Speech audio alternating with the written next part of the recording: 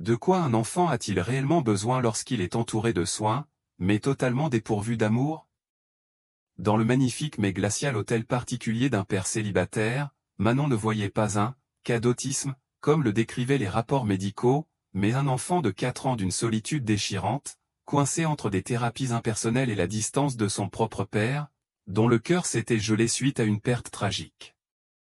Jusqu'au jour où, incapable de supporter davantage le désespoir dans ses yeux innocents, elle fit l'impensable, défier tous les diagnostics coûteux avec une simple vérité dictée par son cœur. La conséquence fut immédiate, les 2 mots « vous êtes viré » résonnèrent comme une sentence, éteignant son unique moyen de subsistance. Face au choix entre votre survie et une lueur d'espoir dans l'âme d'un enfant inconnu, oseriez-vous tout risquer pour un seul instant de vérité? La nounou osa dire « Monsieur, votre fils n'est pas autiste, il a juste besoin d'amour », sans imaginer ce que le millionnaire ferait. « Monsieur, votre fils n'est pas autiste, il a juste besoin d'amour », affirma Manon avec fermeté, soutenant le regard de l'homme imposant face à elle. Le visage d'Alexandre Valmont se transforma. Ses yeux, d'ordinaire froids comme la glace, brûlèrent d'une fureur contenue, tandis que la montre de luxe à son poignet marquait chaque seconde de ce silence tendu. « Comment osez-vous » répondit-il finalement, d'une voix contrôlée mais menaçante. « Vous avez 3 douzaines de spécialistes qui contredisent cette opinion. Vous êtes viré.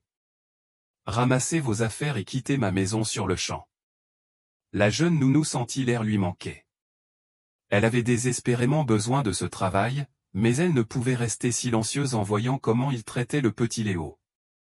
La thérapeute, qui avait provoqué la crise de l'enfant, les observait avec une expression satisfaite depuis l'autre bout de la pièce, tandis que le petit garçon de 4 ans continuait de sangloter dans un coin.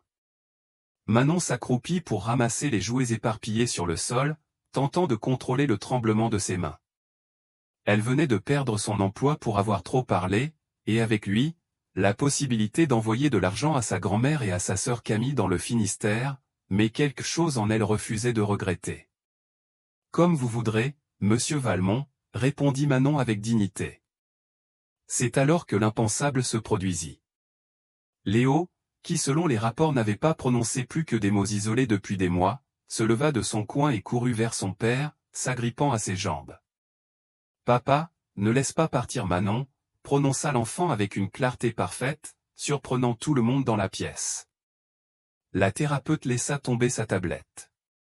Alexandre regarda son fils comme s'il le voyait pour la première fois et Manon, retenant ses larmes, comprit qu'elle venait d'assister à un miracle. 2 semaines plus tôt, Manon Briand était arrivée devant l'imposant hôtel particulier des Valmont à Neuilly-sur-Seine, le cœur battant à tout rompre. Ses chaussures usées contrastaient avec le marbre immaculé du hall d'entrée et sa robe simple semblait déplacée au milieu de tant de luxe. Bernadette, la gouvernante, l'avait reçue avec un regard scrutateur qui la fit se sentir minuscule. « Monsieur Valmont a besoin d'une nounou qualifiée », lui avait-elle dit en examinant son CV.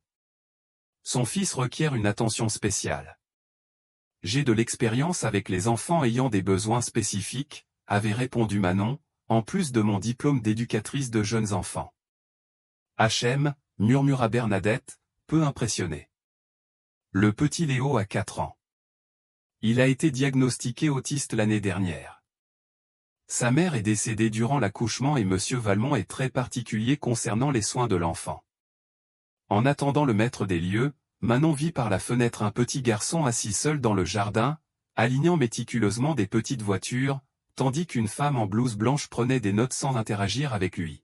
« C'est Léo » demanda Manon. « Oui. Il est en thérapie, on ne doit pas l'interrompre. » Quelque chose dans la solitude de l'enfant lui brisa le cœur. Elle reconnut en lui le même regard perdu qu'elle avait eu après la perte de ses parents. La porte s'ouvrit brusquement et Alexandre Valmont entra, un homme grand et séduisant qui irradiait l'autorité. Cependant, ses yeux montraient un vide que Manon reconnut instantanément, le regard de quelqu'un qui a cessé de ressentir. « Monsieur Valmont, voici Manon Briand, la candidate pour le poste de nounou », présenta Bernadette.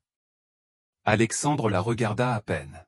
« Avez-vous de l'expérience avec les enfants autistes ?»« Oui, j'ai travaillé dans un centre spécialisé. » Pouvez-vous commencer dès aujourd'hui? L'ancienne nounou est partie sans préavis et j'ai une réunion importante. Manon cligna des yeux, surprise par cette brusquerie. Oui, bien sûr. Bien, Bernadette vous expliquera les règles. La principale, suivez à la lettre les indications des thérapeutes et ne changez rien aux routines de Léo. Et s'il vous plaît, ne me dérangez pas pendant que je travaille. Sans rien ajouter, il s'éloigna. Manon regarda Bernadette, qui soupira simplement. Tu t'y habitueras. Depuis que Madame Charlotte est décédée, monsieur est comme ça. Viens, je vais te montrer ta chambre et les horaires de Léo. Cet après-midi-là, Manon fit officiellement la connaissance de Léo.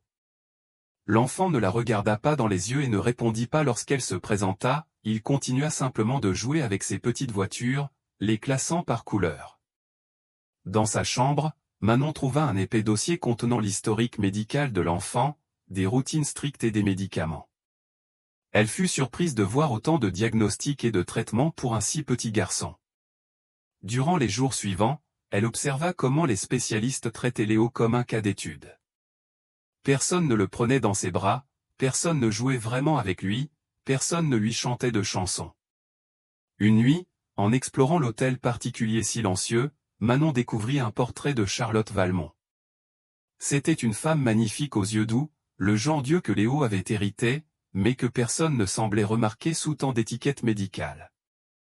Peu à peu, quand ils étaient seuls, Manon commença à introduire de petits changements.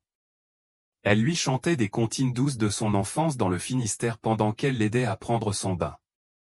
Elle lui racontait des histoires pendant les repas. Elle le serrait dans ses bras quand il semblait angoissé au lieu d'appliquer les techniques de contention recommandées. Et Léo répondait par de petits sourires, par des regards fugaces, par moins de crises, jusqu'à cette fatidique séance de thérapie où tout bascula. La thérapeute mettait la pression sur Léo pour qu'il termine un exercice, ignorant ses signes de détresse. Quand l'enfant éclata finalement en sanglots, la spécialiste regarda Manon. Allez chercher monsieur Valmont. Nous devons lui montrer ses comportements perturbateurs. C'est alors que Manon, voyant le désespoir du petit, ne put se contenir davantage. Juste au moment où Alexandre franchissait la porte, elle prononça ces mots qui changèrent tout. Monsieur, votre fils n'est pas autiste, il a juste besoin d'amour. À présent, avec Léo agrippé aux jambes de son père, suppliant Manon de rester, le destin des trois était suspendu à la décision d'un homme qui avait oublié comment ressentir. Alexandre regarda son fils comme si c'était la première fois qu'il l'entendait parler. Pendant un instant, le puissant homme d'affaires parut vulnérable, presque effrayé. « Léo » murmura-t-il en s'accroupissant maladroitement pour se mettre à la hauteur du petit.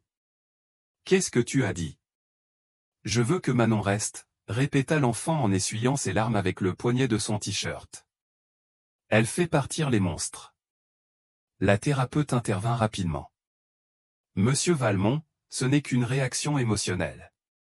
Mademoiselle Briand a altéré les routines établies. » Silence, ordonna Alexandre sans détacher son regard de son fils. Léo n'a pas prononcé une phrase complète depuis. Sa voix se brisa légèrement. « Combien de temps ?» Manon répondit avec douceur, « Selon les rapports que j'ai consultés, plus d'1 an, monsieur. » Alexandre se redressa lentement, lissant son costume impeccable. Son visage avait retrouvé son calme habituel, mais quelque chose avait changé dans son regard. « Elle peut rester pour l'instant, » dit-il finalement en s'adressant à Manon. « Mais vous suivrez toutes les indications médicales à la lettre et je veux des caméras dans la chambre de Léo. Je surveillerai chaque mouvement. » « Comme vous voudrez, » répondit Manon, retenant un petit sourire de soulagement. « Et vous ?» Alexandre se tourna vers la thérapeute. « Je veux un rapport complet sur ce qui s'est passé aujourd'hui. Demain à la 1re heure. » Sans un mot de plus, il quitta la pièce. Manon relâcha l'air qu'elle avait retenu et s'agenouilla près de Léo. « Merci de m'avoir défendu, champion, » lui chuchota-t-elle. « Tu es très courageux. » Léo ne répondit pas, mais pour la première fois, il la regarda droit dans les yeux avant de retourner à ses petites voitures. Ce soir-là, Alors qu'elle installait Léo pour dormir, Manon remarqua la petite lumière rouge d'une caméra de surveillance fraîchement installée. Loin d'être intimidée, elle salua discrètement l'objectif et continua de border l'enfant comme si rien n'avait changé. « Tu sais, Léo ? Mamie Yvonne dit que les étoiles sont des fenêtres par lesquelles nous regardent ceux qui nous aiment de loin, commenta-t-elle en tirant les rideaux.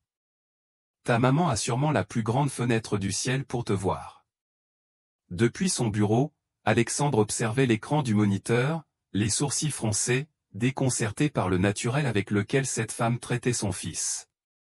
Sans médicaments, sans protocole compliqué, juste de l'amour. Ce mot lui semblait étrange, presque oublié.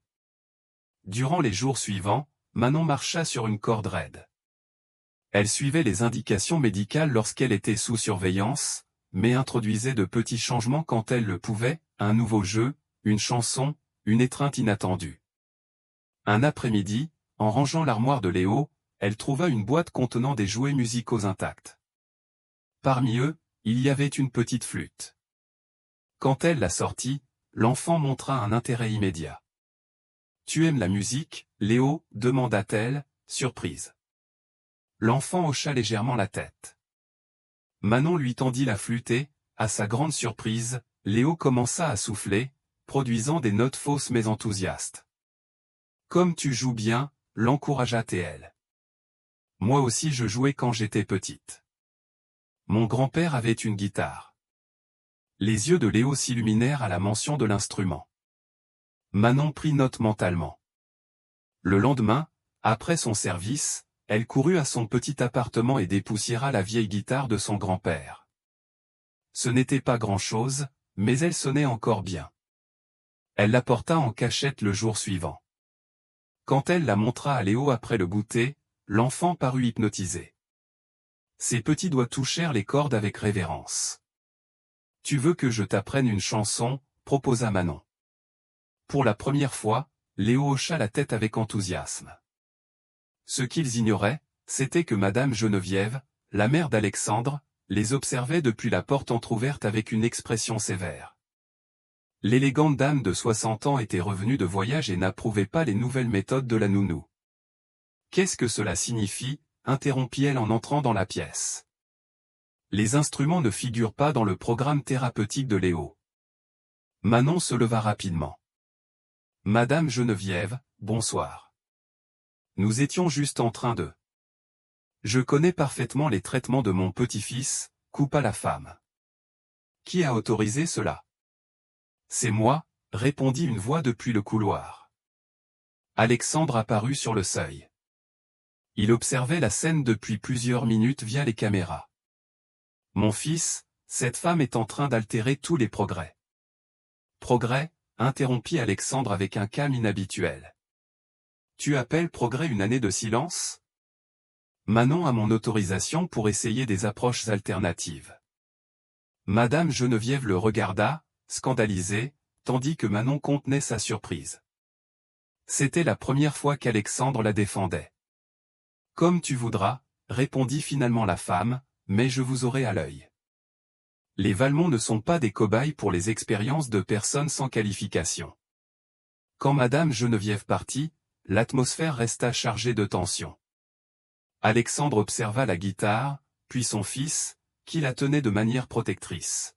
« Vous jouez de la guitare ?» demanda-t-il à Manon avec une curiosité sincère. « Un peu. Mon grand-père m'a appris, » répondit-elle, surprise par son intérêt. Léo semble avoir une inclination naturelle pour la musique. Alexandre hocha la tête, pensif. « Continuez alors. » Cette nuit-là, un violent orage s'abattit sur la ville. Les éclairs illuminaient le ciel et le tonnerre grondait contre les murs. Manon finissait de passer en revue quelques livres lorsqu'elle entendit un cri terrorisé venant de la chambre de Léo. Elle courut à ses côtés et le trouva tremblant sous les draps. « Eh, calme-toi » le consola-t-elle en s'asseyant près de lui. « C'est juste de l'eau qui tombe fort. » Léo s'agrippa à elle avec force. Manon commença à fredonner doucement, le berçant comme elle le ferait avec un enfant plus petit. Peu à peu, les sanglots du petit diminuèrent. « Et si on se faisait un chocolat chaud ? Moi, ça m'aide quand j'ai peur, suggéra-t-elle. À sa grande surprise, Léo prit sa main et la suivit jusqu'à la cuisine. Tandis que Manon préparait le chocolat, l'enfant observait avec fascination comment elle mélangeait les ingrédients. Ils ne remarquèrent pas la présence d'Alexandre jusqu'à ce qu'il se racle la gorge depuis l'encadrement de la porte. Il portait une robe de chambre sur son pyjama et semblait mal à l'aise, comme s'il avait oublié comment se comporter dans sa propre cuisine à minuit. Léo a fait un cauchemar, expliqua Manon. Nous préparons un chocolat chaud. Voulez-vous vous joindre à nous? Alexandre hésita. Cela faisait des années qu'il n'avait pas partagé de tels moments avec son fils. Juste un moment, répondit-il finalement, s'asseyant maladroitement sur l'un des tabourets hauts. Manon servit 3 tasses et ajouta une pincée de cannelle au chocolat. En Bretagne, on dit que le chocolat chaud réchauffe l'âme, commenta TL avec naturel. C'est bon, n'est-ce pas, Léo? L'enfant hocha la tête, laissant une amusante moustache de chocolat sur sa lèvre supérieure. Alexandre le regarda et, pour la première fois depuis longtemps, sourit sincèrement. Ce fut un moment bref mais puissant. Tous les 3 assis dans la cuisine à minuit, buvant du chocolat tandis que l'orage grondait au dehors, une petite famille improvisée. La semaine suivante, après beaucoup d'insistance de la part de Manon, Alexandre accepta de chercher un deuxième avis médical sur la condition de Léo. Le nouveau spécialiste passa des heures à évaluer l'enfant et à revoir son dossier. Monsieur Valmont, conclut-il finalement. Votre fils ne présente pas un tableau typique d'autisme. Ce que je vois, c'est un mutisme sélectif et des troubles de l'attachement, probablement dérivés du traumatisme lié à la perte précoce. Il fit une pause significative. Et du manque de connexion émotionnelle constante. Êtes-vous en train de dire que Je dis que votre fils a besoin de moins de médicaments et de plus d'interactions humaines significatives. Mademoiselle Briand semble avoir trouvé instinctivement l'approche adéquate. Manon, présente à la réunion à la demande du spécialiste, retint son souffle tandis qu'Alexandre absorbait la nouvelle. Son fils n'était pas autiste. Il avait traité un diagnostic erroné pendant des années. Sur le chemin du retour, dans la luxueuse voiture avec chauffeur, régnait un silence tendu. Finalement, Alexandre parla. Vous aviez raison, admit-il d'une voix à peine audible. À propos de Léo? Surtout. Manon hocha simplement la tête, comprenant l'énorme effort que ces mots avaient coûté à un homme comme lui. C'est un enfant merveilleux, monsieur Valmont. Il a juste besoin qu'on le voie vraiment. Et pour la première fois, Alexandre regarda réellement son fils assis entre eux, dessinant tranquillement, et se demanda combien de temps il avait perdu, enfermé dans sa propre douleur. Le changement arriva progressivement, comme le printemps après un long hiver. L'hôtel particulier des Valmont, autrefois froid et silencieux, commença à s'emplir de petits bruits, des rires d'enfants, de la musique de guitare, et même d'occasionnelles discussions pour savoir qui avait caché le dinosaure préféré de Léo. Un dimanche matin, Manon entra dans la cuisine et trouva Alexandre essayant de préparer des crêpes. Il y avait de la farine partout et Léo, assis sur le plan de travail, applaudissait avec enthousiasme pendant que son père luttait avec la spatule. « Besoin d'aide » demanda Manon en retenant un rire. Alexandre la regarda avec un mélange de frustration et d'amusement. « S'il vous plaît. C'est plus compliqué que de conclure un marché avec les Chinois. Voyons, laissez-moi vous montrer. » Manon se lava les mains et s'approcha. Le secret est dans le poignet. Elle se positionna près de lui, guidant sa main pour faire sauter la crêpe parfaitement. Ils étaient si proches qu'elle pouvait sentir son eau de Cologne coûteuse et, pendant un instant, leurs regards se croisèrent. Alexandre se racla la gorge, soudain conscient de la proximité. « C'est comme ça qu'on fait » murmura Manon en s'écartant rapidement. « À moi » s'exclama Léo en tendant ses petites mains vers l'assiette. Ce fut le premier repas de famille qu'ils partagèrent assis sur l'îlot de la cuisine au lieu de la salle à manger formelle. Manon leur apprit à mettre du caramel au beurre salé au lieu du sirop industriel, une habitude de sa terre natale que Léo adopta avec enthousiasme. « Qu'est-il arrivé au thérapeute » demanda Manon quelques jours plus tard, remarquant que les visites avaient considérablement diminué. J'ai réduit leurs heures, répondit Alexandre en examinant des documents dans son bureau. Le nouveau spécialiste a suggéré de nous concentrer sur la ludothérapie et la musique. De plus. Il fit une pause, comme s'il cherchait les mots justes. J'ai remarqué que Léo progresse davantage avec vous qu'avec eux. Manon sentit une vague de fierté. C'était la première fois qu'Alexandre reconnaissait ouvertement la valeur de son travail. Je pourrais vous apprendre quelques techniques, proposa-t-elle, pour quand vous êtes avec lui. Alexandre leva les yeux de ses papiers, surpris. Vous croyez que je pourrais? Bien sûr. Vous êtes son père. Personne n'est mieux placé que vous. Quelque chose changea dans l'expression d'Alexandre, comme s'il comprenait enfin le poids et la bénédiction de ces mots. Vous êtes son père. Alexandre leva les yeux de ses papiers, surpris. Vous croyez que je pourrais? Bien sûr. Vous êtes son père. Personne n'est mieux placé que vous. Quelque chose changea dans l'expression d'Alexandre, comme s'il comprenait enfin le poids et la bénédiction de ces mots. Vous êtes son père. Les jours devinrent des semaines. Alexandre commença à rentrer plus tôt du travail. Il annula des voyages d'affaires. Il installa même une petite balançoire dans le jardin pour Léo. Un après-midi, Manon les trouva tous les deux sous un arbre. Alexandre lisait à voix haute tandis que Léo écoutait attentivement, la tête posée sur son torse.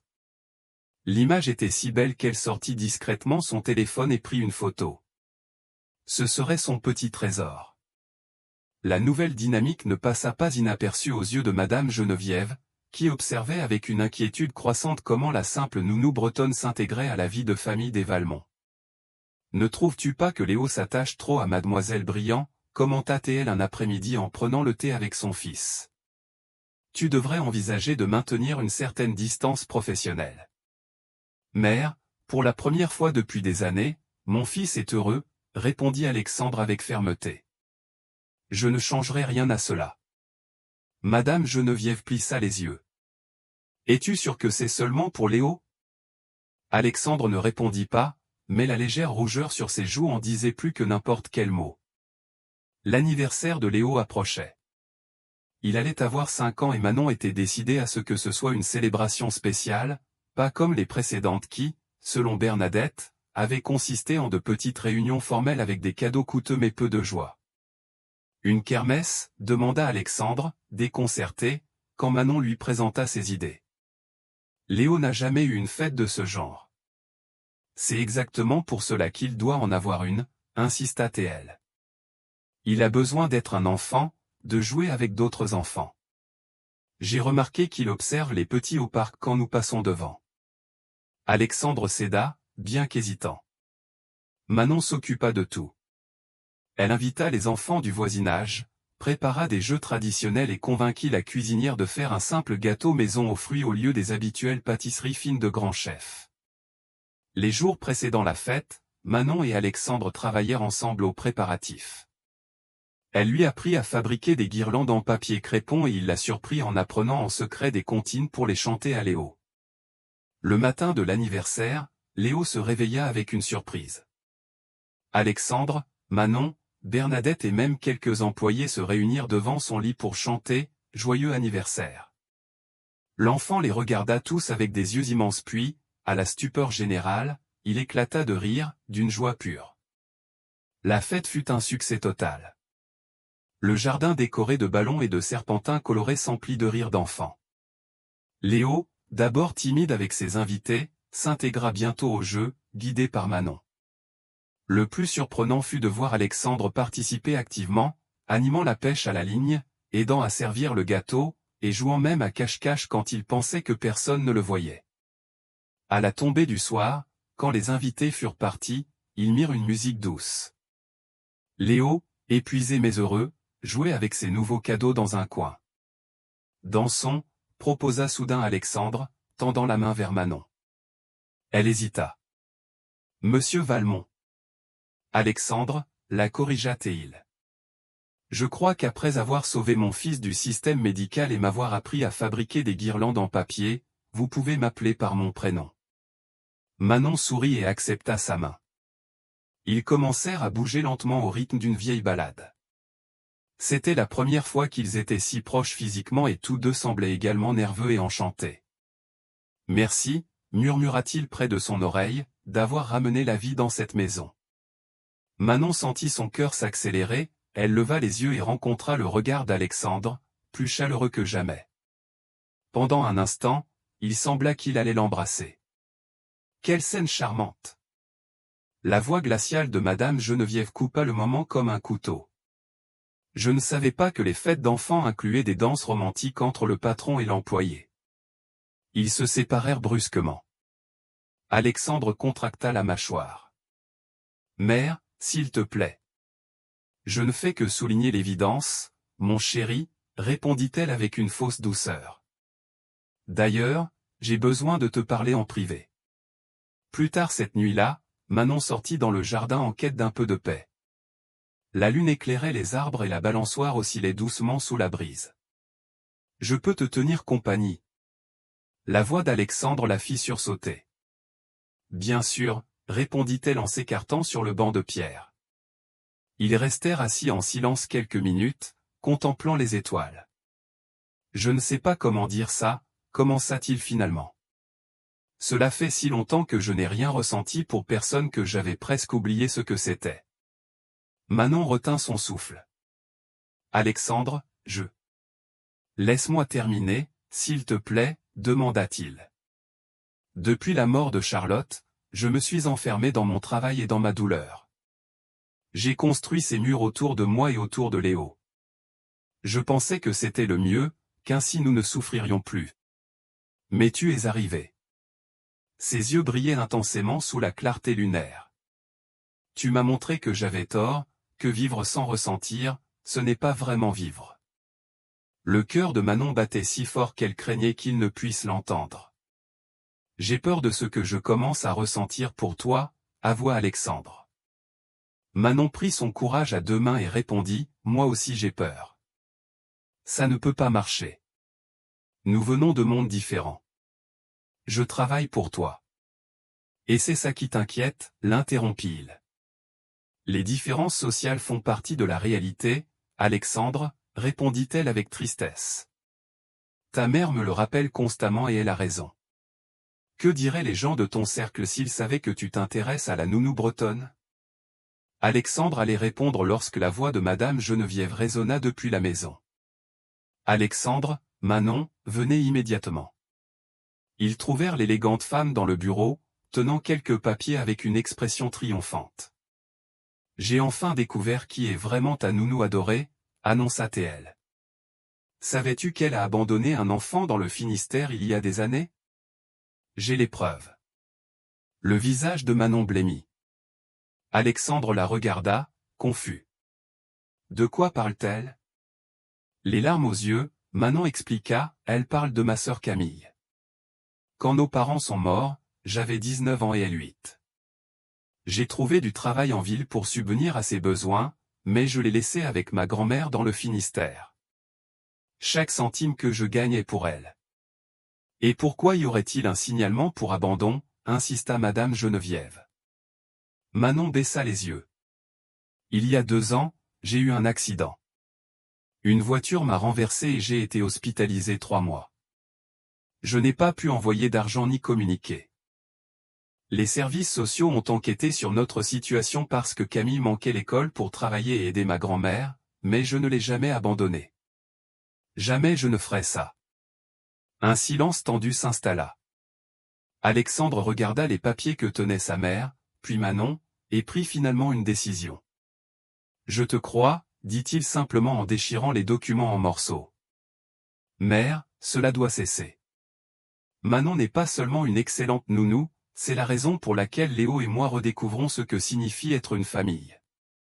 Et si j'ai des sentiments pour elle, c'est mon affaire, pas la tienne. » Madame Geneviève les regarda, stupéfaite. Elle n'avait jamais vu son fils lui tenir tête ainsi. Manon, les larmes roulant sur ses joues, observait l'homme qui avait enfin trouvé sa voie, non seulement pour défendre son fils, mais aussi pour la défendre, elle. Cette nuit-là, sous le grand tilleul du jardin, ils partagèrent leur premier baiser. Un baiser timide, presque juvénile, chargé de promesses et de peur. Un baiser dont les seuls témoins furent la lune et Léo, qui observait en souriant depuis sa fenêtre. « Tu es sûr de vouloir faire ça ?» demanda Manon pour la troisième fois alors que le luxueux SUV d'Alexandre avançait sur le chemin de campagne menant vers le Finistère. « Absolument certain, » répondit-il avec un sourire nerveux en ajustant ses lunettes de soleil. « Léo ne cesse de parler de rencontrer ta grand-mère et de voir la mer. » Sur le siège arrière, Léo observait, émerveillé, le paysage breton, les falaises imposantes, les champs de blé, les maisons en pierre aux toits d'ardoise avec leurs jardins fleuris d'hortensias. C'était un monde complètement différent des rues élégantes de Neuilly-sur-Seine. 2 mois s'étaient écoulés depuis ce premier baiser sous le tilleul. Leur relation avait progressé lentement, entre regards complices et conversations nocturnes quand Léo dormait. Alexandre était déterminé à bien faire les choses cette fois. L'invitation de Manon à visiter le Finistère durant le fest-noz avait été spontanée. À sa grande surprise, Alexandre accepta immédiatement. Léo a besoin de connaître une autre France que celle des centres commerciaux et des restaurants à la mode, avait-il dit. La voiture s'arrêta devant une maison simple mais bien entretenue, aux murs de granit robuste et aux jardinières débordant d'hortensias. Manon descendit la première, respirant profondément l'air iodé familier. « Ma petite Manon. » La voix chaleureuse de mamie Yvonne rompit le silence tandis qu'une femme âgée sortait précipitamment, les bras ouverts. « Mamie. » Manon courut l'embrasser. Alexandre aida Léo à descendre de la voiture, observant nerveusement ses retrouvailles émouvantes. Il se sentait étrangement déplacé, sans son costume habituel et ses réunions programmées à la minute. « Et ce doivent être les fameux Alexandre et Léo, » sourit mamie Yvonne en essuyant une larme. « Manon ne cesse de parler de vous dans ses appels. »« C'est un plaisir de vous rencontrer, madame, » répondit Alexandre formellement, en tendant la main. La vieille dame ignora le geste formel et l'enveloppa dans une forte étreinte. « Ici, il n'y a pas de madame, mon grand. C'est Yvonne. Ou mamie, si tu préfères. » Léo, habituellement timide avec les étrangers, s'approcha, curieux. Mamie Yvonne se mit à sa hauteur. « J'ai quelque chose pour toi, » lui dit-elle en sortant une petite figurine en bois flotté sculptée. « Un petit corrigan porte-bonheur pour te protéger. » Les yeux de l'enfant brillèrent tandis qu'il prenait le petit personnage du folklore breton entre ses mains. « Merci, » s'exclama-t-il, surprenant tout le monde par son enthousiasme. La maison était modeste, 2 chambres, une cuisine salle à manger et un jardin arrière rempli d'herbes aromatiques et d'arbres fruitiers. Alexandre, habitué aux espaces vastes et luxueux, tentait de dissimuler son inconfort. « Je vous ai préparé la chambre de Manon, » expliqua mamie Yvonne. « J'ai mis un lit de camp pour Léo. Et toi, Alexandre ? » « Eh bien, le canapé est assez confortable. » Manon réprima un sourire devant le visage de panique momentanée d'Alexandre. Clairement, dormir sur un canapé ne faisait pas partie de ses plans. « C'est parfait, mamie. Merci. » Cet après-midi-là, pendant que Manon et sa grand-mère préparaient des galettes de sarrasin dans la cuisine, Alexandre et Léo exploraient le petit potager. Léo avait découvert une famille de lézards sur le muret en pierre et les observait, fasciné. « Ils s'adaptent bien ?» demanda mamie Yvonne tout en étalant la pâte sur le bilig, la crêpière traditionnelle. « Mieux que ce que j'espérais, » répondit Manon en regardant par la fenêtre. « Même s'il n'a pas encore goûté à ton andouille de Guéméné. » Elles rirent toutes les deux. « Je ne parlais pas de Léo, » précisa la vieille dame avec un regard complice. Manon sourit en rougissant légèrement. « Alexandre est compliqué. Il a un bon fond, mais des années de douleur l'ont endurci. Il réapprend à ressentir. »« Et toi, tu es sûr de ce chemin ?» demanda sa grand-mère avec sérieux. « Les hommes comme lui viennent d'un monde différent, avec des règles différentes.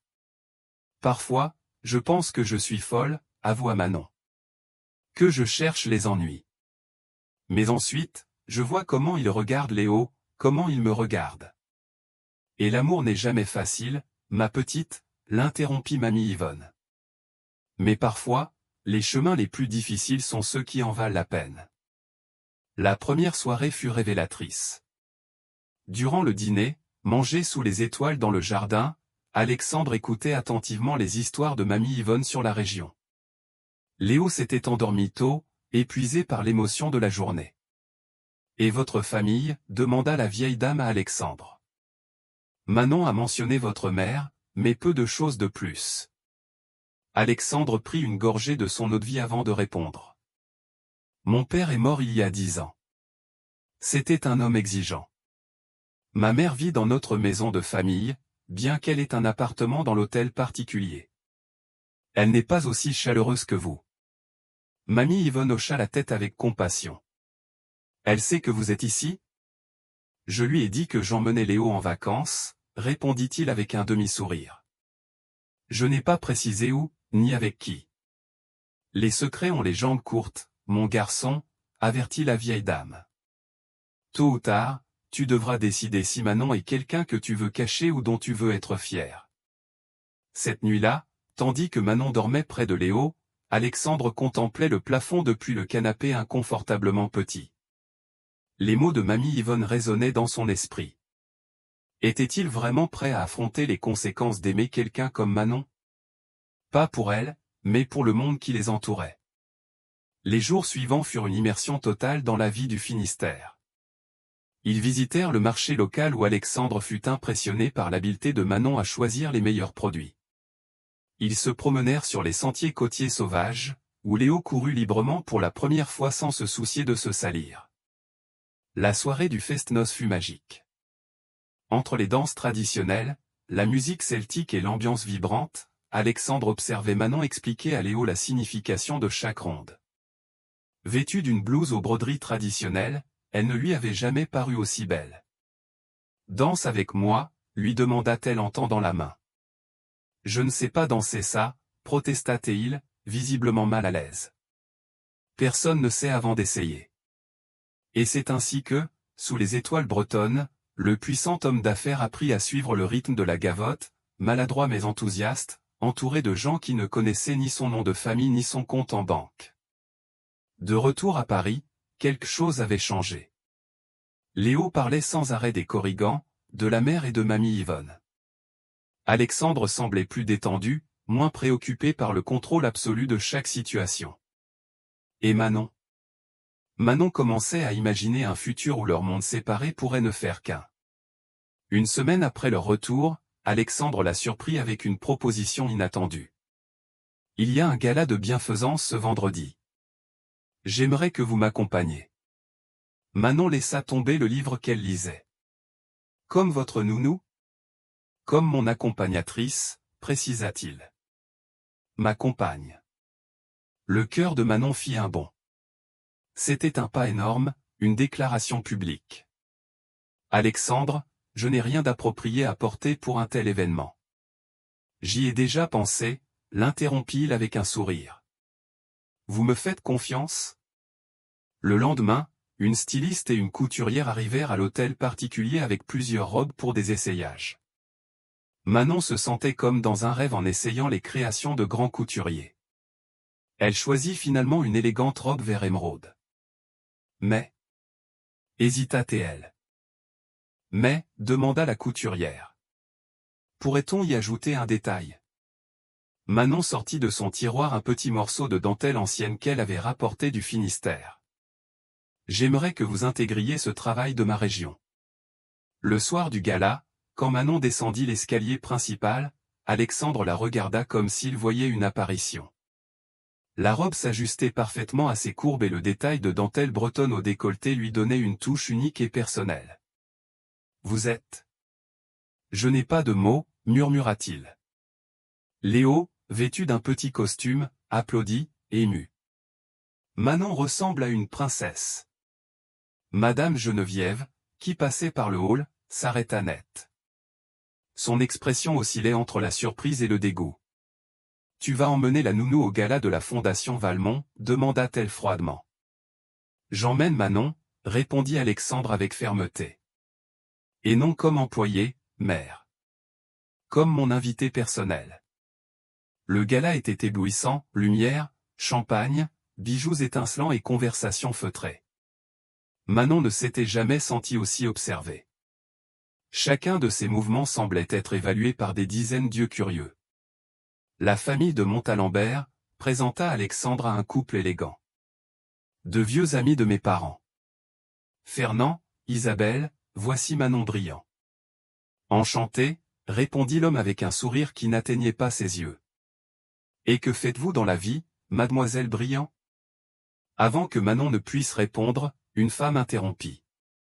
C'est la nounou du petit Léo, n'est-ce pas? Ma fille a passé un entretien pour ce poste il y a quelque temps. Un silence gênant s'installa.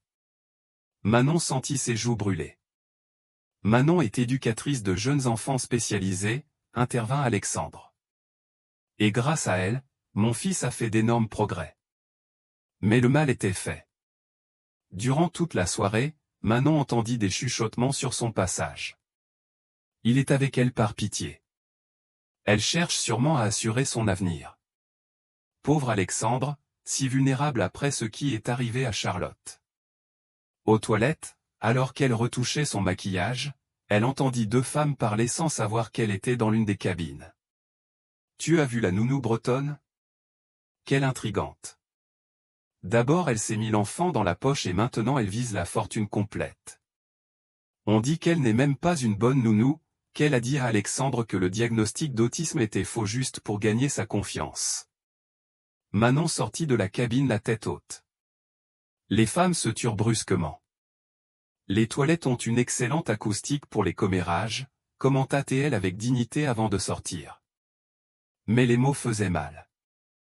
En revenant près d'Alexandre, elle le trouva en train de discuter avec animation avec une belle femme blonde.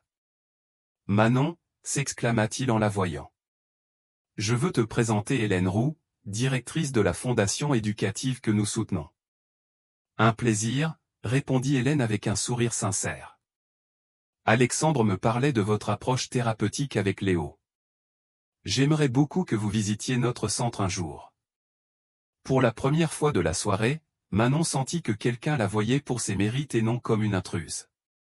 La soirée empira lorsqu'en rentrant à la maison, ils trouvèrent les parents de Charlotte qui les attendaient.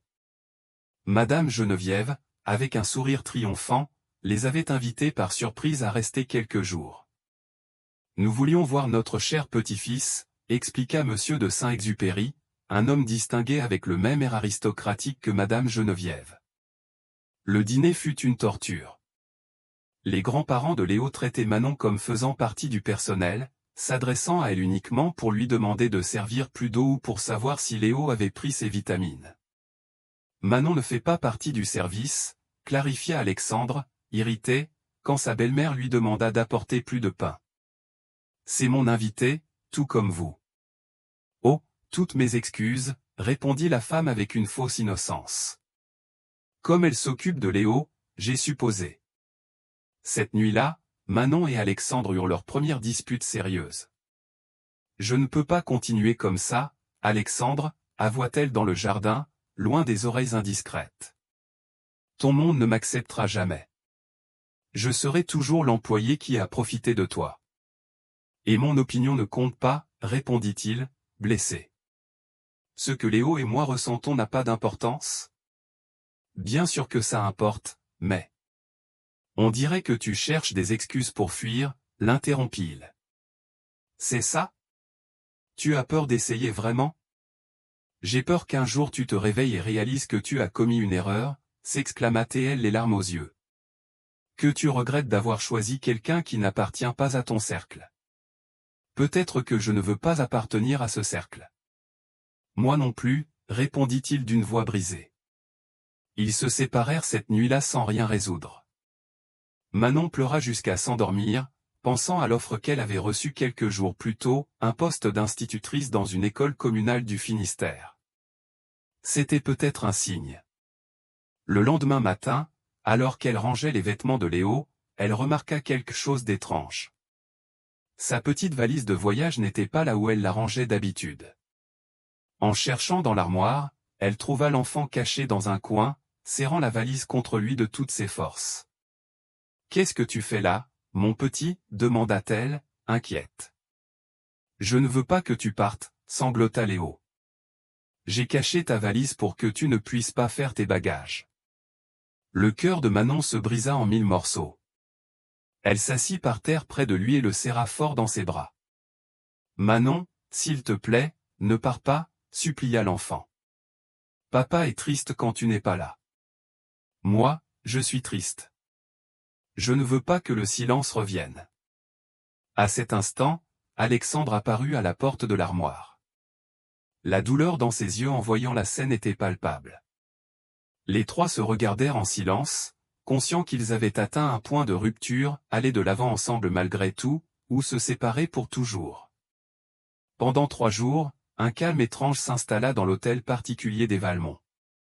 Manon et Alexandre maintenaient une cordialité tendue devant Léo, mais échangeaient à peine quelques mots quand ils étaient seuls. Les parents de Charlotte étaient retournés dans leur résidence à Deauville et Madame Geneviève observait la situation avec une patience calculée, comme un prédateur attendant le moment parfait pour attaquer. Un matin, alors que Manon aidait Léo avec ses exercices de lecture, Alexandre entra dans la chambre d'enfant avec une expression décidée. « Léo, peux-tu aller voir Bernadette un moment ? Je dois parler de quelque chose d'important avec Manon. » L'enfant les regarda alternativement, inquiet. « Vous allez vous disputer encore ? » « Non, champion, » répondit Alexandre en se mettant à sa hauteur. « Nous allons arranger les choses, je te le promets. » Quand Léo sortit, Alexandre ferma la porte et s'assit face à Manon. « Je pars en voyage, » annonça-t-il sans préambule. Le cœur de Manon fit un bond. Était-ce la fin ? « Quand reviens-tu ? demanda-t-elle en tentant de garder son calme. « Dans 2 jours. C'est quelque chose que je dois faire pour nous. » Il y avait une détermination dans ses yeux que Manon n'avait jamais vue auparavant. Elle ne posa pas plus de questions. « Prends soin de Léo, » demanda-t-il avant de sortir. « Et s'il te plaît, ne prends aucune décision avant mon retour. » Le mystérieux voyage d'Alexandre laissa Manon avec un mélange de curiosité et d'anxiété. Le soir, alors qu'elle bordait Léo, l'enfant posait la même question. « Papa va rapporter un cadeau surprise. »« Je ne sais pas, mon cœur, » répondait-elle honnêtement. « Mais il pense sûrement à nous. » Le deuxième soir, alors qu'elle lisait un livre dans le jardin, Manon reçut un appel qui allait tout changer. Sa sœur Camille avait obtenu une bourse complète pour étudier la médecine à la faculté. « Tout est payé, Manon » s'exclamait la jeune femme, émue.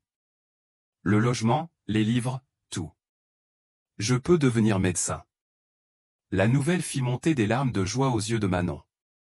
Pendant des années, elle avait travaillé durement pour que Camille puisse étudier, en voyant chaque euro supplémentaire qu'elle gagnait. À présent, sa sœur aurait des opportunités dont elle avait seulement rêvé. Cela signifiait aussi que Manon n'avait plus besoin d'argent avec autant d'urgence. Pour la première fois de sa vie d'adulte, elle pouvait prendre des décisions basées sur son cœur, et non sur la nécessité économique. Ce même soir, Manon trouva Madame Geneviève qui l'attendait dans le couloir. « Puis-je te parler un moment ?» demanda l'élégante femme, étonnamment cordiale. Manon la suivit jusqu'au bureau. À sa grande surprise, Madame Geneviève lui offrit un verre de vin. « Je sais que nous n'avons pas eu les meilleures relations, » commença la femme plus âgée, « mais je veux que tu saches que je reconnais ce que tu as fait pour mon petit-fils. » Manon but une petite gorgée, méfiante. Madame Geneviève n'avait jamais été aimable avec elle sans arrière-pensée. « Léo s'est épanoui sous tes soins, » continua-t-elle. « Et il est évident que mon fils a des sentiments profonds pour toi. » Mais, anticipa Manon. Mais nous savons toutes les deux que cette relation affrontera des obstacles énormes, compléta Madame Geneviève. Pas seulement à cause de la différence de classe sociale, mais pour tout ce que cela implique. As-tu vraiment pensé à l'avenir? À ce que signifierait pour toi devenir Madame Valmont? Les attentes, les engagements sociaux, les responsabilités. Manon garda le silence, considérant ses paroles. Mon fils est impulsif quand il s'agit de ses émotions, poursuivit Madame Geneviève. Il l'a toujours été. Mais tu me sembles être une femme sensée, C'est pourquoi je veux te faire une proposition. » De son bureau, elle sortit une enveloppe. Une offre d'emploi dans l'une des meilleures écoles privées du pays, avec un salaire 3 fois supérieur à ce que tu gagnes ici et des possibilités d'évolution professionnelle. Loin de Paris, bien entendu. Manon regarda l'enveloppe sans la toucher. « Vous essayez de m'acheter pour que je m'éloigne de votre fils ? Je t'offre une sortie digne, » corrigea Madame Geneviève. Une opportunité pour que vous gardiez tous les deux un bon souvenir et ne finissiez pas par vous haïr quand la réalité vous frappera. Manon se leva lentement. Merci pour le vin, Madame Geneviève, et pour votre préoccupation. Mais ma relation avec Alexandre et Léo n'est pas à vendre. Elle quitta le bureau la tête haute, même si elle tremblait intérieurement. Et si Madame Geneviève avait raison? Et si elle était égoïste de penser que cela pourrait marcher? Pendant ce temps, à des centaines de kilomètres de là, Alexandre Valmont franchissait le seuil de la maison en pierre dans le Finistère. Mamie Yvonne le reçut avec un mélange de surprise et de curiosité. « Alexandre, mon garçon, il s'est passé quelque chose ? » « J'ai besoin de votre conseil, Mamie Yvonne, » répondit-il avec une humilité peu caractéristique, « et peut-être de votre bénédiction. » La vieille dame sourit comme si elle avait attendu cette visite. « Entre, mon fils. Le chocolat chaud aide toujours à mieux réfléchir. » Pendant des heures, assis dans la cuisine simple, Alexandre ouvrit son cœur à la grand-mère de Manon. Il lui parla de ses peurs, des pressions sociales de sa mère, des souvenirs de Charlotte qui le poursuivaient encore. « Quand j'ai rencontré Manon, avoua-t-il, je pensais qu'elle ne serait qu'une employée de plus. Je n'imaginais pas qu'elle m'apprendrait à être père, à être humain à nouveau. » Mamie Yvonne préparait le chocolat traditionnel tout en écoutant attentivement. « L'amour vrai n'est jamais facile, mon fils, » répondit-elle finalement, en remuant la boisson avec une cuillère en bois. « Quand j'ai connu mon Hervé, il était le fils du maître du domaine et moi une simple dentelière. Tout le monde disait que c'était impossible. »« Et qu'avez-vous fait ?» demanda Alexandre, fasciné. « Il a renoncé à son héritage, » répondit-elle simplement. « J'ai appris à lire et à écrire pour ne pas lui faire honte. Nous avons construit un pont entre nos mondes, pierre après pierre, jour après jour. Ce ne fut pas facile, mais nous avons créé notre propre chemin. » Ces mots résonnèrent profondément en Alexandre. « J'ai peur que Manon me quitte, » avoua-t-il, « qu'elle pense que cela ne vaut pas la peine de se battre contre tout ça. » Mamie Yvonne sourit avec sagesse. « Ma petite fille est plus forte que tu ne le crois, mais elle a besoin de savoir qu'elle ne sera pas seule dans la bataille, que tu es prêt à construire ce pont avec elle. Pas seulement attendre qu'elle traverse vers ton monde. » Cette nuit-là, dormant sur le même canapé inconfortable où il avait passé ses vacances familiales, Alexandre prit la décision la plus importante de sa vie. De retour à Paris, Manon affrontait son propre dilemme. Elle avait reçu l'offre officielle pour travailler à l'école communale dans le Finistère. Le directeur l'avait appelée personnellement, ravi à l'idée de l'avoir dans son équipe. Léo avait commencé à voir un nouveau psychologue pour enfants, un que Manon avait recommandé. Lors de sa première séance, l'enfant avait dessiné 3 figures se tenant la main. Il avait écrit « Ma famille » avec des lettres irrégulières. Manon contemplait le dessin le cœur partagé. L'école dans le Finistère représentait un rêve professionnel, appliquer sa méthode avec des enfants qui en avaient vraiment besoin, être près de sa famille, vivre sans la pression constante de devoir prouver sa valeur. Mais cela signifiait abandonner la nouvelle famille qu'elle avait trouvée. La tension dans l'hôtel particulier devint insupportable quand Alexandre ne rentra pas dans le délai promis. Le 3e jour, Manon reçut un message laconique « Fais-moi confiance. J'ai besoin d'un jour de plus. » Ce fut Madame Geneviève qui rompit finalement le silence pendant le dîner. « Alexandre a appelé » annonça-t-elle pendant que Bernadette servait la soupe. « Apparemment, il termine des affaires importantes et il veut que nous nous réunissions tous demain dans le bureau, y compris les parents de Charlotte. » Manon sentit un frisson la parcourir. Pourquoi Alexandre voudrait-il réunir toute la famille? A-t-il dit autre chose, demanda-t-elle en tentant de garder son calme. Seulement que c'était capital, répondit Madame Geneviève avec une expression indéchiffrable. Cette nuit-là, Manon ne put dormir. 1000 scénarios traversaient son esprit, chacun plus effrayant que le précédent. Et si Alexandre avait décidé de l'éloigner pour le bien de Léo? Et si sa mystérieuse absence servait à préparer une sortie digne, comme le suggéraient les Valmont? Quand le soleil se leva, elle prit une décision. Elle emballa l'essentiel dans une petite valise et écrivit 2 lettres. Une pour Léo, lui expliquant qu'elle l'aimerait toujours, et une autre pour Alexandre, révélant ses sentiments et l'offre d'emploi dans le Finistère. Ce n'était pas un adieu définitif, mais un pas en arrière pour permettre à tous de réfléchir clairement, loin de la pression sociale et familiale. Elle laissa les lettres sur son lit parfaitement fait et appela un taxi. Le cœur brisé mais la conscience tranquille, Manon quitta l'hôtel particulier des Valmont à l'aube. Ce qu'elle n'attendait pas, c'était de trouver Alexandre à l'entrée, descendant de sa voiture, juste au moment où elle sortait avec sa valise. Ils se regardèrent en silence, surpris. Lui, l'air fatigué mais déterminé. Elle, les yeux rougis par les pleurs contenus. « Tu partais » dit-il. Ce n'était pas une question. « J'avais besoin d'espace pour réfléchir » répondit-elle. « J'ai laissé des lettres pour expliquer. »« Je ne veux pas de lettres » l'interrompit Alexandre. « Je te veux toi. Toi et Léo, construisant quelque chose ensemble. Alexandre, ta mère, ton cercle social, les parents de Charlotte, tous croient que c'est une erreur et peut-être qu'ils ont raison. » À sa grande surprise, Alexandre sourit. « Il y a 3 jours, j'étais convaincu que mon monde était inamovible, avoua-t-il, que c'était toi qui devais t'adapter ou que ça ne marcherait pas. Je suis allé dans le Finistère chercher des réponses. »« Tu es allé voir ma grand-mère » l'interrompit Manon, stupéfaite.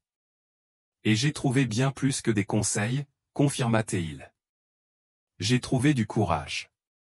Ta grand-mère m'a raconté son histoire avec ton grand-père et m'a fait voir que parfois, il faut démolir de vieux ponts pour en construire de nouveaux. » Manon laissa tomber sa valise, confuse. « Qu'est-ce que tu veux dire ? » « Viens avec moi, demanda-t-il en tendant la main. Il y a quelque chose que je dois te montrer. La réunion dans le bureau se déroula exactement comme Madame Geneviève l'avait annoncé. Tout le monde était présent, elle, les parents de Charlotte, Bernadette, et même Léo, assis près de Manon avec une expression solennelle. Alexandre, debout face à eux, semblait nerveux mais décidé. « Je vous ai réunis car j'ai des annonces importantes à faire » commença-t-il. « Tout d'abord, j'ai vendu l'hôtel particulier. » Un hoquet de stupeur parcourut la pièce. Madame Geneviève blêmit. « Qu'est-ce que tu as fait ? » « Quoi » articula-t-elle finalement. « La maison sera vide dans 1 mois, poursuivit Alexandre avec calme. J'ai acheté un domaine dans le Perche, à mi-chemin entre Paris et le Finistère. Nous allons y construire une nouvelle maison, une qui ne soit pas chargée de souvenirs douloureux ni d'attentes écrasantes. »« C'est absurde » s'exclama Monsieur de Saint-Exupéry. « Où vivra Léo ? Avez-vous pensé à lui ? » « Léo vivra dans un foyer rempli d'amour et d'acceptation, » répondit Alexandre, « avec Manon, si elle accepte. Avec Manon comme membre permanent de notre famille. » Manon retint son souffle tandis qu'Alexandre s'approchait d'elle. « La deuxième annonce, » continua-t-il en prenant les mains de Manon dans les siennes, « c'est que j'ai créé une fondation. Elle se consacrera à mettre en œuvre des méthodes alternatives pour les enfants souffrant de troubles émotionnels, en utilisant l'approche que Manon a développée avec Léo. Je veux que tu la diriges, si c'est ce que tu souhaites. » Les larmes coulaient librement sur les joues de Manon. « Tu es sûr de toi, chuchota-t-elle. C'est ta vie entière. »« Ma vie entière est ici même, » répondit-il en la regardant dans les yeux. « Avec Léo et avec toi. Le reste, ce ne sont que des choses. Des adresses, des apparences. » Madame Geneviève, remise de son choc initial, se leva. « Alexandre, c'est de la folie. Tu laisses tes émotions obscurcir ton jugement. L'hôtel Valmont est dans notre famille depuis des générations. Ton mari, mon père, a vécu selon les attentes des autres et est mort sans connaître réellement son fils, l'interrompit Alexandre avec fermeté, mais sans rancœur. Je ne commettrai pas la même erreur. Léo mérite de grandir dans un foyer où l'amour compte plus que les apparences. Et je mérite l'opportunité d'être heureux, même si cela signifie te décevoir. Pour la première fois de sa vie, Madame Geneviève resta sans voix. Les parents de Charlotte échangèrent des regards gênés. Si vous nous excusez, conclut Alexandre en prenant la main de Manon et celle de Léo, nous devons parler en famille. Dans le jardin, sous le tilleul qui avait été témoin de leur premier baiser, Alexandre, Manon et Léo s'assirent en cercle. On va vivre ailleurs, demanda Léo, étonnamment calme face à cette idée. Oui, champion, répondit Alexandre. Dans un endroit avec beaucoup d'espace pour jouer, près des collines et des forêts, comme celles que nous avons vues en Bretagne. Ça te plairait? L'enfant hocha la tête avec enthousiasme, mais regarda ensuite Manon avec inquiétude. Toi aussi tu viens. Manon regarda Alexandre, qui attendait sa réponse avec une nervosité évidente. Ça dépend, répondit-elle avec un petit sourire. Ton papa ne m'a pas encore posé la question officiellement. Alexandre laissa échapper un rire nerveux. Puis, avec un naturel total, il mit un genou à terre face à elle. Manon brillant, nous ferais-tu l'extraordinaire honneur, à Léo et à moi, de faire partie de notre famille? Pas seulement comme nounou ou petite amie, mais comme compagne, épouse, mère, comme tout ce que tu voudras être. Comme mamie, ajouta innocemment Léo, les faisant rire tous les deux à travers leurs larmes. Oui, répondit simplement Manon. Oui à tout. Tandis qu'ils s'étreignaient tous les trois, formant un cercle parfait sous les feuilles du tilleul, Manon sut qu'ils avaient trouvé leur propre chemin. Ce ne serait pas facile, il y aurait des obstacles et des moments difficiles, mais ils construiraient ensemble ce pont entre deux mondes, jour après jour, avec patience et amour. Et tout avait commencé par ces mots qu'elle avait osé prononcer, des mois auparavant, « Monsieur, votre fils n'est pas autiste, il a juste besoin d'amour. » Manon fixait la porte de son petit appartement, incapable de croire ce qu'elle voyait. Elle était rentrée, anéantie, après s'être rendue à l'hôtel particulier des Valmont pour le trouver pratiquement vide, les meubles recouverts de draps blancs et des employés emballant les derniers effets personnels. Convaincue qu'Alexandre était parti sans un adieu, elle était retournée à son ancien foyer pour y trouver les deux personnes qu'elle aimait le plus au monde, l'attendant avec des fleurs des champs et la vieille guitare de son grand-père, maintenant restaurée. « Comment êtes-vous arrivé ici ?» balbutia-t-elle tandis que Léo courait l'embrasser. « Nous avons demandé ton adresse à Bernadette, » expliqua Alexandre avec un sourire nerveux. « Nous t'attendons depuis des heures. On a failli abandonner. » Manon ouvrit la porte d'une main tremblante, consciente de l'humilité de son espace comparé à l'opulence à laquelle ils étaient habitués. Un canapé usé, une petite table, des murs décorés de photos de famille et de dentelles bretonnes. C'était tout ce qu'elle possédait. Ce n'est pas grand-chose, mais... Commença-t-elle à s'excuser. C'est parfait, l'interrompit Alexandre, observant avec un intérêt sincère les photographies. C'est chez toi. Léo courut immédiatement vers un tapis coloré qui recouvrait une partie du sol. Comme chez mamie Yvonne, s'exclama-t-il avec enthousiasme. Manon les invita à s'asseoir pendant qu'elle préparait une citronnade dans sa petite cuisine. Elle se sentait étrangement vulnérable, comme si cette version d'elle, la Manon d'avant les Valmont, était maintenant exposée à leurs yeux. « Pardon d'être partie comme ça, » dit-elle finalement en s'asseyant en face d'Alexandre. « Quand j'ai vu l'hôtel particulier vide, j'ai pensé que... » « Tu as pensé que j'étais parti sans toi, » compléta-t-il. « Je suis désolé. J'aurais dû t'expliquer les plans de déménagement avant, mais je voulais que ce soit une surprise. » Alexandre sortit de sa poche une liasse de plans d'architecte. « Le domaine que j'ai acheté est dans le Perche, » expliqua-t-il en dépliant les documents sur la petite table. « C'est à 2 heures de Paris et 3 du Finistère. Il y a une vue sur les collines et une petite rivière traverse la propriété. » Les yeux de Manon s'écarquillèrent d'étonnement en examinant les plans. « C'est magnifique, mais Alexandre, c'est immense. Nous n'avons pas besoin d'autant d'espace. » Alexandre sourit, visiblement ému. Ce n'est pas seulement une maison, expliqua-t-il. La moitié de la propriété sera le premier centre de la Fondation Valmont-Brillant, un lieu où des enfants comme Léo pourront recevoir des thérapies alternatives basées sur ta méthode. Manon sentit les larmes lui monter aux yeux. Tu es sérieux? Une fondation avec mon nom? Avec nos noms, la corrigea-t-il. Nous serons partenaires en tout, Manon. La maison, la fondation, l'éducation de Léo, la vie. Pendant qu'il parlait, Léo avait découvert un petit coin avec des photos des parents de Manon, ornées de fleurs séchées et de petits souvenirs. Qui sont-ils? Demanda-t-il innocemment. Manon s'approcha et s'agenouilla près de lui.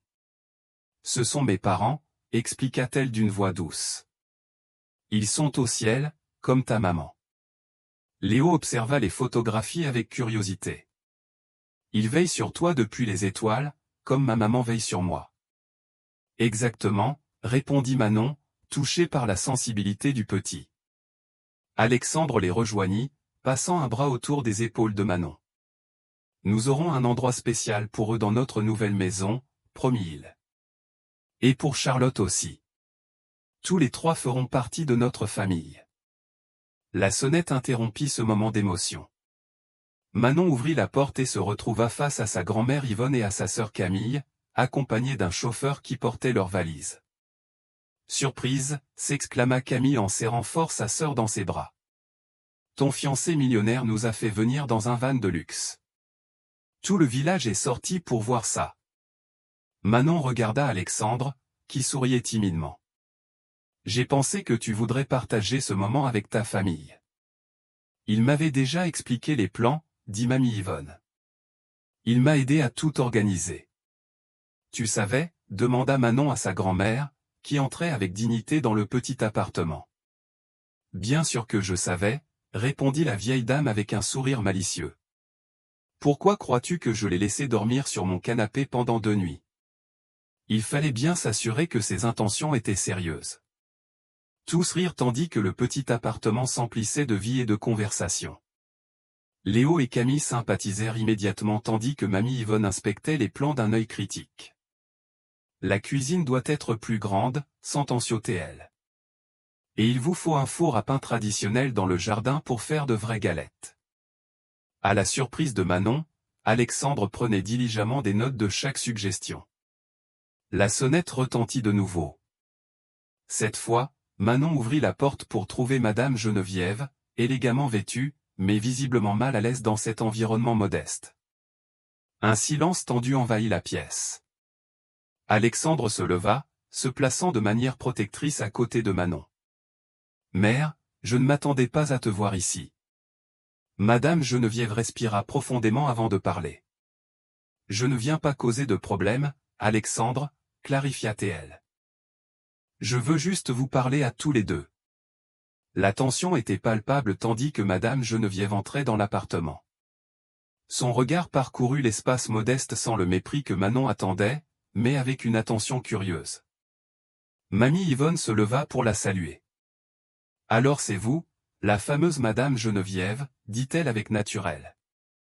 Le café est chaud, si vous en désirez une tasse. » À la stupéfaction de tous, les deux femmes âgées s'observèrent mutuellement avec un respect prudent, comme deux généraux évaluant leurs troupes respectives.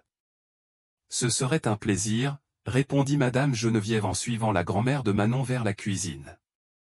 Pendant que les grands-mères conversaient à voix basse, Alexandre et Manon échangèrent des regards d'incrédulité. « Qu'est-ce qu'il se passe » chuchota Manon. « Aucune idée, » répondit Alexandre, « mais elle est civilisée, alors prenons ça comme un bon signe. » Finalement, Madame Geneviève revint au salon, une tasse de café à la main. « Alexandre, Manon, j'ai réfléchi depuis notre dernière conversation, » commença-t-elle. Ça n'a pas été facile. J'avais une vision très claire de comment les choses devaient être. Elle fit une pause, comme si elle cherchait les mots exacts. Quand nous avons perdu Charlotte, j'ai aussi perdu une partie de mon fils, continua-t-elle. Tu t'es enfermé, Alexandre, tu t'es éloigné de tout le monde, même de Léo, et j'ai laissé faire parce que je ne savais pas comment t'aider. Manon remarqua comment l'élégante femme luttait pour garder son calme. Puis Manon est arrivée, poursuivit Madame Geneviève, et soudain, mon petit-fils parlait, riait. Mon fils rentrait tôt du travail. L'hôtel particulier, qui était mort depuis des années, reprenait vie. Elle regarda directement Manon. J'ai résisté parce que j'avais peur.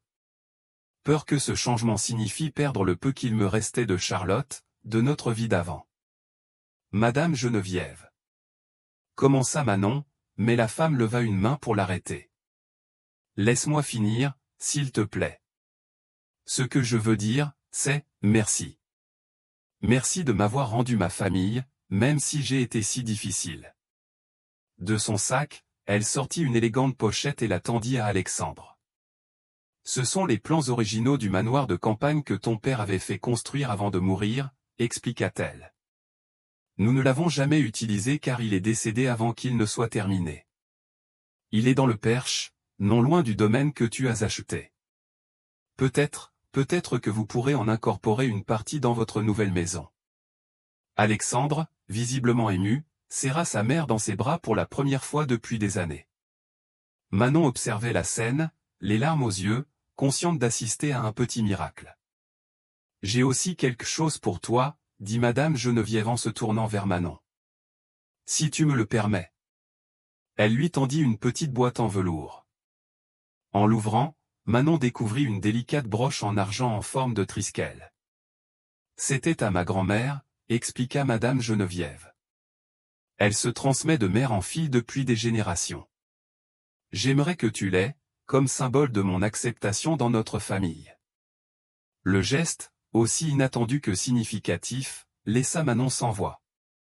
Elle ne put cocher la tête tandis que les larmes coulaient librement sur ses joues. Mamie Yvonne, qui avait observé toute la scène en silence, s'approcha et posa une main sur l'épaule de Madame Geneviève. Les ponts se construisent des deux côtés, dit-elle avec sagesse. Aujourd'hui, vous avez fait le premier pas. Les semaines suivantes furent un tourbillon d'activités. La conception de la nouvelle maison avançait, intégrant des éléments des deux cultures, de grands espaces modernes comme ceux qu'Alexandre appréciait, combinés avec des cours intérieures et des zones communes dans le style des fermes normandes que Manon adorait. La nouvelle de leur fiançailles fuita dans la presse, provoquant un tollé dans les cercles sociaux. Le millionnaire Valmont épouse la nounou de son fils, proclamait les titres à sensation. Mais pour chaque commentaire malveillant, 10 histoires de soutien émergeaient de personnes qui voyaient dans leur relation une histoire d'amour authentique. Un après-midi, alors qu'ils examinaient l'avancement des travaux, Manon reçut un appel inattendu. C'était Marianne, l'une des anciennes thérapeutes de Léo. « Manon, j'ai suivi votre histoire dans la presse », commença la femme. « Et je veux m'excuser. Vous aviez raison sur Léo, sur son diagnostic, sur ce dont il avait vraiment besoin. » « Merci, Marianne, » répondit Manon, surprise par l'appel. « Cela signifie beaucoup pour moi. En réalité, je vous appelle pour autre chose, » continua la thérapeute. « J'adorerais apprendre votre méthode. J'ai vu le changement chez Léo. C'est extraordinaire. » Cette conversation fut la graine de quelque chose de plus grand. Bientôt, d'autres professionnels commencèrent à les contacter, intéressés par l'approche qui avait transformé la vie de Léo Valmont. La fondation, qui semblait au départ un rêve lointain, commençait à prendre forme concrètement avant même d'avoir des locaux. La première session de formation se déroula, ironiquement, dans le jardin de la maison de Mamie Yvonne dans le Finistère. Une douzaine de thérapeutes, psychologues et éducateurs s'assirent en cercle sous le vieux pommier tandis que Manon expliquait sa philosophie, les enfants n'ont pas besoin de plus d'étiquettes, ils ont besoin de plus de connexion. Alexandre observait, fier, depuis un coin, Léo endormi sur ses genoux après avoir joué tout l'après-midi avec les enfants du village. Un dimanche matin, à peine un mois avant le mariage, Alexandre, Manon et Léo visitèrent le domaine où se construisait leur nouvelle maison. La structure principale était déjà érigée et les ouvriers avaient laissé le site vide pour que la famille puisse le parcourir en privé. « Ce sera ta chambre », expliqua Alexandre à Léo en montrant un grand espace avec des fenêtres donnant sur le jardin. « Tu peux la peindre de la couleur que tu veux. » Bleu comme le ciel, décida immédiatement l'enfant en courant explorer le reste de la maison. Manon et Alexandre restèrent seuls dans ce qui serait le salon principal. À travers les grandes baies vitrées, ils pouvaient voir les collines du Perche au loin, majestueuses sous le soleil de l'après-midi. « Es-tu heureuse » demanda Alexandre en l'enlaçant par derrière. Manon se tourna pour le regarder dans les yeux. « Plus que je ne l'aurais jamais imaginé » répondit-elle sincèrement. « Parfois, j'ai peur de me réveiller et de découvrir que tout n'était qu'un rêve. »« Ce n'est pas un rêve » assura-t-il en l'embrassant doucement. « C'est notre avenir. » Ils s'assirent sur le sol en béton brut, dessinant avec un bâton leurs rêves pour chaque recoin de la maison. Ici, une bibliothèque, là, un studio de musique pour Léo, plus loin, un atelier pour que Manon puisse enseigner les techniques de dentelle aux femmes de la région. Et ici, dit Alexandre en désignant un espace à côté du jardin arrière, peut-être un jour, une chambre pour un petit frère ou une petite sœur pour Léo. Manon sourit, se blottissant contre lui tandis qu'ils observaient Léo courir librement dans ce qui serait sa nouvelle maison, poursuivant des papillons et riant à gorge déployée. Un monde entier s'ouvrait à eux, construit sur ces mots courageux que Manon avait prononcés des mois plus tôt. Des mots qui avaient transformé non seulement la vie d'un enfant solitaire, mais aussi celle d'un homme qui avait oublié comment aimer et celle d'une femme qui avait trouvé sa véritable vocation. Alors que le soleil commençait à se coucher derrière les collines, teintant le ciel d'orange et de pourpre, ils s'assirent tous les trois sur le porche inachevé. Léo, avec la guitare restaurée de son arrière-grand-père, tentait maladroitement de jouer les notes que Manon lui avait enseignées. Alexandre fredonnait la mélodie, sa voix profonde se mêlant au rire de Manon quand Léo manquait une note. Et là, dans ce moment simple et parfait, Manon sut avec certitude qu'ils avaient trouvé leur véritable foyer, non pas dans les murs qu'ils construisaient, mais dans les cœurs qui avaient réappris à s'ouvrir. Un an s'était écoulé depuis cet après-midi sur le terrain vague. Le printemps couvrait les jardins de la nouvelle maison de fleurs multicolores et les invités commençaient à arriver pour la cérémonie. Sous une arche de glycine en fleurs, des chaises blanches formaient une allée naturelle vers un autel simple décoré de rubans et de fleurs des champs. La maison, maintenant terminée, était un mélange harmonieux de mondes, des lignes contemporaines respectant l'environnement naturel, des matériaux locaux combinés à une technologie moderne, de grands espaces lumineux invitant autant à la réflexion privée qu'à la convivialité familiale. Dans une des chambres, Manon contemplait son reflet dans le miroir, tandis que sa sœur Camille, radieuse dans sa robe couleur pêche, ajustait le voile sur ses cheveux relevés de fleurs fraîches. « Tu es magnifique », affirma Camille, maintenant une étudiante en médecine sûre d'elle. Maman et papa seraient si fiers. La robe de mariée était un chef-d'œuvre de fusion culturelle, une coupe moderne et élégante, mais avec des détails de dentelle bretonne, réalisés par les mains expertes de Mamie Yvonne et d'autres artisanes du village. Dans une autre chambre, Alexandre ajustait nerveusement sa chemise de cérémonie en lin blanc, tandis que Léo, impeccable dans son petit costume, s'entraînait soigneusement à son rôle de porteur d'alliance. « Tu crois que Manon aimera la surprise » demanda l'enfant, maintenant âgé de 6 ans et plein de confiance. « Elle va adorer » assura Alexandre en ébouriffant affectueusement les cheveux de son fils. « Tu t'es beaucoup entraîné. » Dehors, le jardin s'était transformé. Des invités de deux mondes apparemment opposés conversaient avec animation. Des dirigeants parisiens en chemise de lin partageaient du calvados avec des artisans bretons. Des sociologues discutaient avec de vieilles dentelières de techniques ancestrales. Des enfants couraient entre les tables, indifférents aux différences sociales que leurs parents avaient autrefois considérées comme infranchissables. Dans un coin du jardin, Madame Geneviève et Mamie Yvonne, devenues d'improbables alliés, supervisaient les derniers détails de la cérémonie. L'élégante matriarche des Valmont avait abandonné ses tailleurs pour une robe plus décontractée, tandis que la grand-mère bretonne portait une coiffe et un tablier de fête spécialement confectionnés pour l'occasion. « Qui aurait imaginé cela il y a un an » commenta Madame Geneviève, observant comment leurs deux mondes s'entrelaçaient harmonieusement. « L'amour trouve toujours son chemin » répondit sagement Mamie Yvonne. « Parfois, il a besoin d'un petit coup de pouce, mais il le trouve toujours. » La musique commença à jouer, un mélange de quatuors à cordes classiques et d'instruments traditionnels bretons. Les invités prirent place tandis qu'Alexandre attendait, nerveux, sous l'arche de glycine, accompagné de son meilleur ami comme témoin. Léo apparut le premier, marchant solennellement avec le coussin où reposaient les alliances. À mi-chemin, à la surprise des invités, il s'arrêta, sortit une petite flûte de sa poche et joua une mélodie simple mais parfaitement exécutée. C'était la chanson que Manon lui avait apprise durant ses premières semaines ensemble, quand personne ne croyait que l'enfant silencieux pouvait communiquer. Il n'y eut pas un seul œil sec lorsque Manon apparut au bout de l'allée, au bras de l'oncle qui tenait la place de son père. Son visage rayonnait d'un bonheur serein tandis qu'elle avançait vers Alexandre, qui la regardait comme si c'était la première fois. La cérémonie fut brève mais émouvante.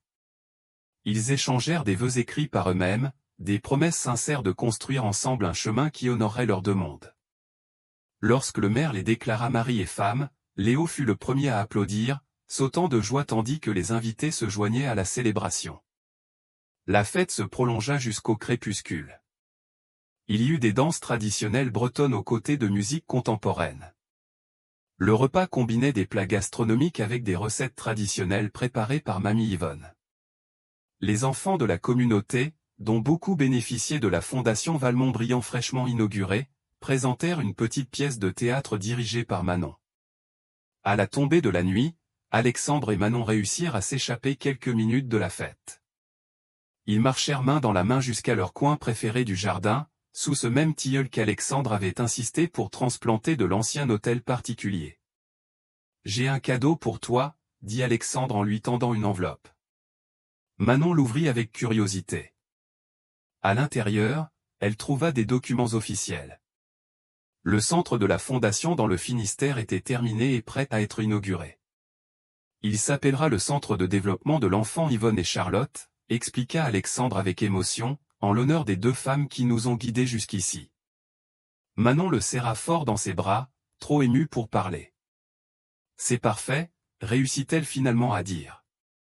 Tout est parfait. Ils s'embrassèrent sous les étoiles, conscients du long chemin parcouru depuis ce jour où Manon avait osé dire la vérité, « Votre fils n'est pas autiste, il a juste besoin d'amour. » De retour à la fête, ils trouvèrent Léo au centre d'un cercle d'enfants, guitare à la main, leur apprenant la chanson que sa mère, Charlotte, avait l'habitude de lui chanter, d'après ce que son père lui avait raconté. Une mélodie qui s'était perdue pendant des années de silence et de diagnostics erronés, mais qui maintenant, comme l'amour lui-même, avait été redécouverte. En observant leur fils partager la musique et les rires, Manon et Alexandre échangèrent un regard de profonde complicité. Ils n'avaient pas besoin de mots pour exprimer ce qu'ils savaient tous les deux. Ils n'avaient pas seulement construit une maison ou une fondation, mais un véritable foyer. Un espace où l'amour guérissait les blessures, abattait les barrières et créait des ponts entre des mondes qui ne semblaient distants que parce que personne n'avait osé les unir auparavant.